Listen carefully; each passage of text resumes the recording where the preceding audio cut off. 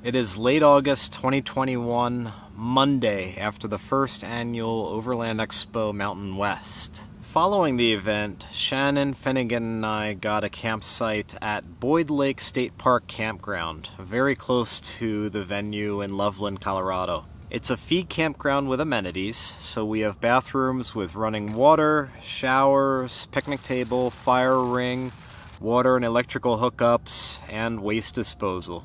It's a lovely place to settle into for the week while we're in the Front Range near Denver. After the Overland Expo, which was a wonderfully inspirational show as usual, we're taking this time to sort of regroup and do some cleanup. The weather was very hot during the show, hovering around 90 degrees Fahrenheit, and it was extremely dry and dusty the entire time. With the Jeep being deployed and on display at the OK 4-wheel drive booth for 3 days, the interior is extremely disheveled and there's a brown dusty film all over everything, including my bedding.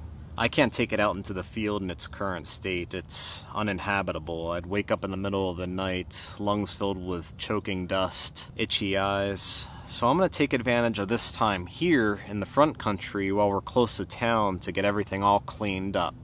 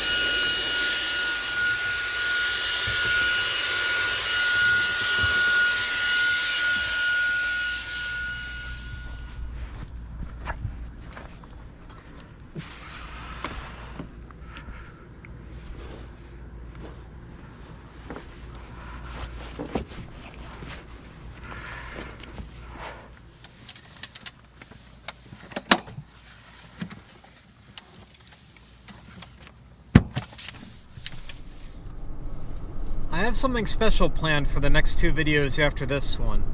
For the next 2 weeks, I will be borrowing a completely different overland vehicle to take out into the field.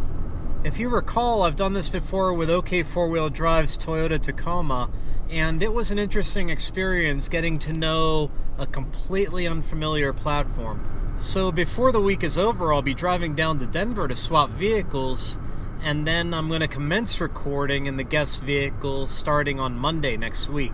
I am expecting to like it based on what I've seen so far, and I'm really excited to share this experience with you.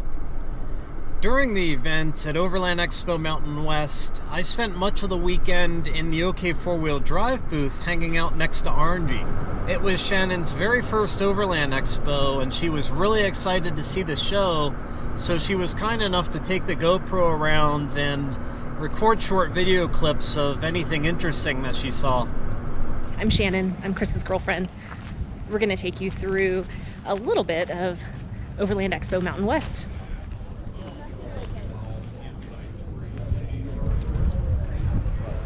Hey Land Rover, if you're listening, Chris is super interested in taking this out. We have their suspension system for our Revel. The owner's there. He's talking to everybody. Do you mind if I go inside a few? Thank you. They have the pop tops, usually, but you can also sleep downstairs. This is a nice concept. You can just put things back there, but still have them easy to grab. Nice. A wet bath.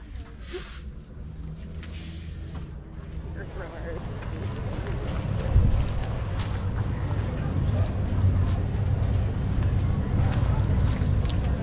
These things are massive. This is my head height. I don't think we're allowed to actually go in. This is pre-owned. It can be yours for 1.5. That would be million.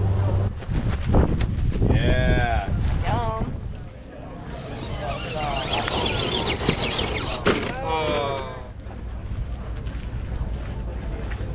Huh.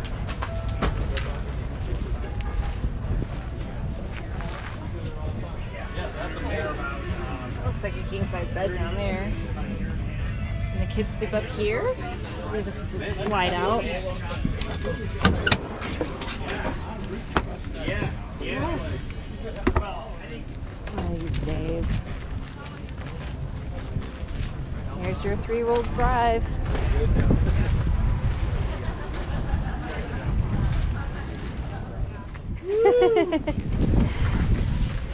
These are pretty nice. Check her out. This is the new adventure. Ah, lovely.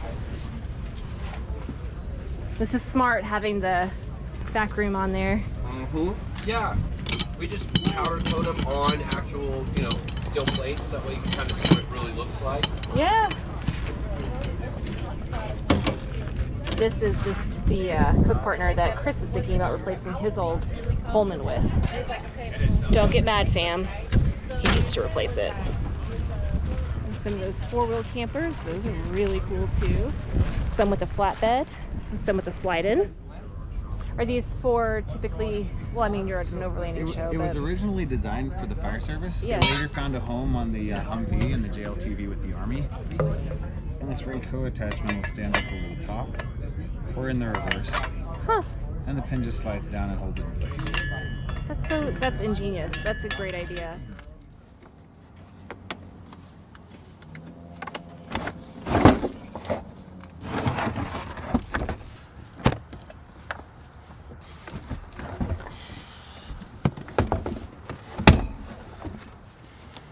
I'm 2 days into tidying up the Jeep, and yesterday I worked on the camper, I cleaned my bedding. This morning I gutted the cargo area in the Jeep, and I removed the Goose Gear platform that's all the way in the back by the tailgate. Over time, a ton of dust, dirt, and grime, and even grease from my stove when it's on its side has been accumulating in the back there, and I felt that it was imperative to clean that up a little bit.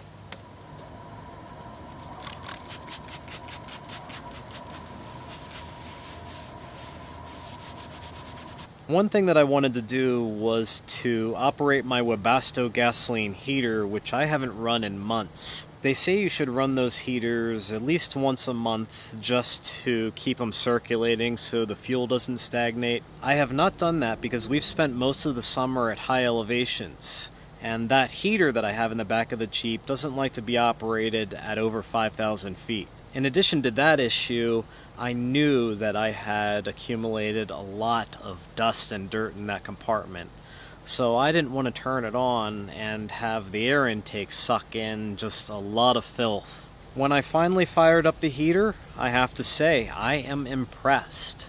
It started up right away. It was generating hot air within minutes. I thought for sure that with all the dirt buildup and disuse over the past several months that it would have to cycle at least a few times to get the juices flowing, but it started right up without missing a beat. Another point that I want to address is about the Goose Gear plate system for the back of the Jeep. A few years ago I installed that system, and I made a special request to get the parts in bare wood, so I could install it in the Jeep with a natural finish. That was a big mistake, and I did Goose Gear a huge disservice by installing their beautiful product in that format.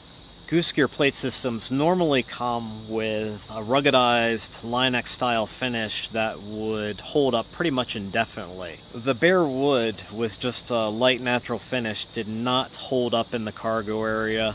The living area in the back of the Jeep, where the 60% rear seat delete is and the 2 storage compartments, the natural finish still looks pretty good.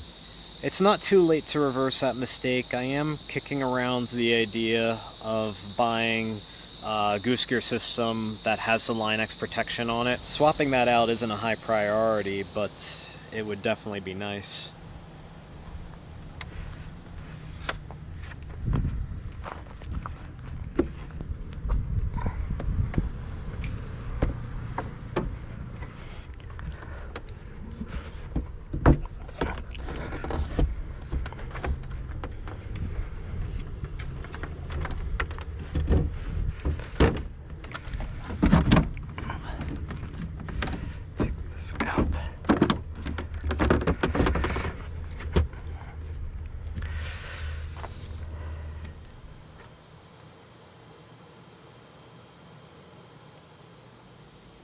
I think when Shannon is done work for the day, we're going to go out onto the lake, so I am going to use the onboard air to fill up her stand-up paddleboard. When we moved out of her apartment and into the van, we lost the air fill fitting for the paddleboard.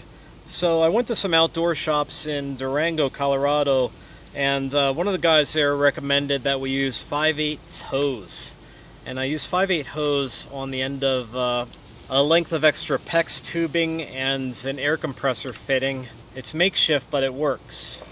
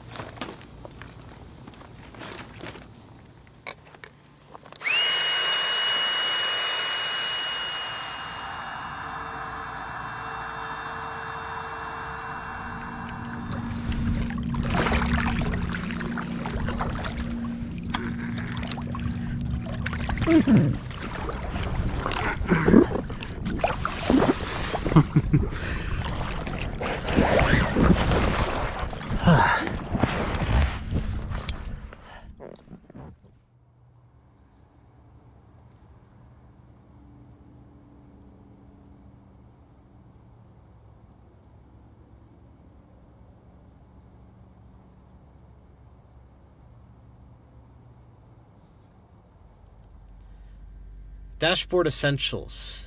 This past weekend at Overland Expo Mountain West, 67 Designs had a booth, and I picked up a few assorted components. I'm a big fan of both Ram mounts and 67 Designs. They're both exceptional pieces of kit, but the two companies have slightly different approaches to how they engineer the ball, socket, and arm accessories.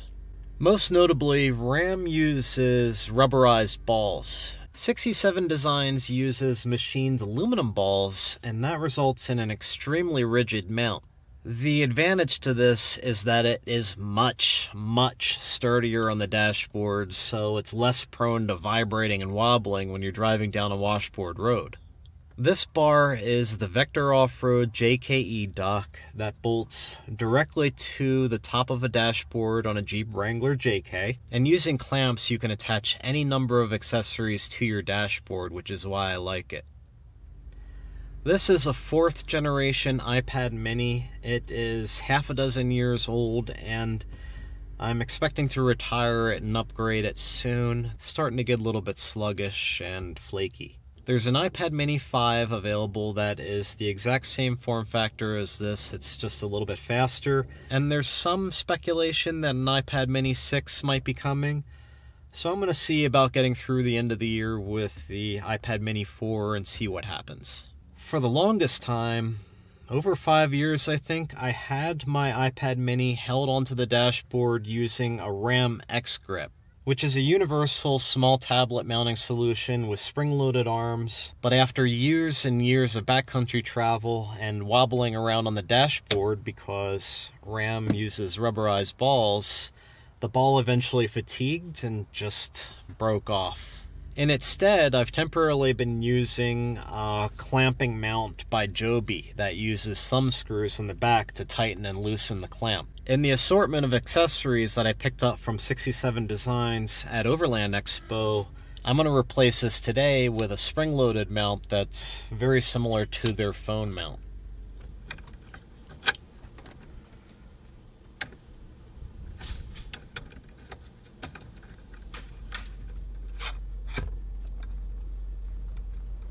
The Winnebago Revel comes with about a half a dozen Ram tracks that are mounted all over the interior. And Ram and 67 Designs both make balls that slide right into the rails, and then you tighten them, and then you can mount your device directly to the ball.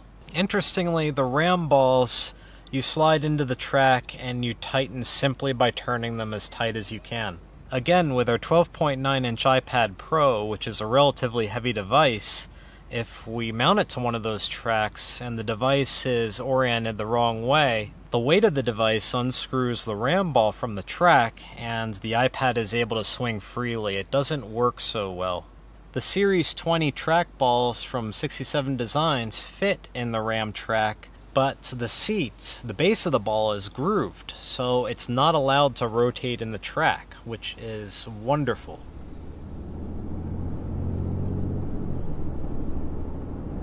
So 67 Designs has my endorsement, and I very recently became a 67 Designs affiliate. So that means if you buy a 67 Designs product using a certain web address, that helps support Venture Forward. I get a % of the sale. I don't mind if you'd rather not use the affiliate link. I just wanted to let you know that it's there if you'd like to support Venture Forward and you like 67 Designs. I will put the link to that in the video description on YouTube. It has certainly been a productive life maintenance week. I had an opportunity to clean up the Jeep a little bit and also recharge. Although episodes like this are a nice change of pace sometimes, I am more passionate about being out in the field and sharing adventure with you. That being said, I'm experiencing a little change of scenery as we speak. So this story is to be continued next week. As always, I hope you all enjoyed this week's video. Thanks for following along, and remember, adventure is afoot.